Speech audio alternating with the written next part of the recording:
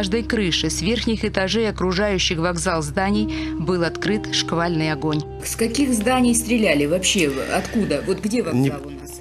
Вот он вокзал, да? Вот ЖД вокзал. Как они называют дом Павлова, это непосредственно пятиэтажка, которая находилась напротив вокзала. Основная масса огня шла отсюда. В ночь уже пошел обстрел со всех сторон. Если здесь отсюда били с гранатометов, в основном, то с этой стороны били снайпера.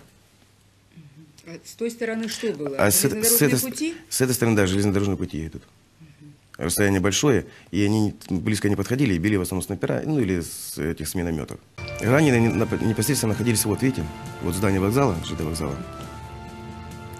С правой стороны, на улице, здесь стояла плотно у нас техника. Прикрывала своей броней, она уже не рабочая была, но тем не менее она закрывала от пуль. Вот здесь находились, погибших собирали. Здесь лежали погибшие. Раненых отсюда же также заносили и находились вот в этом районе, вот, примерно в ЖД вокзале. Здесь находились у нас медики.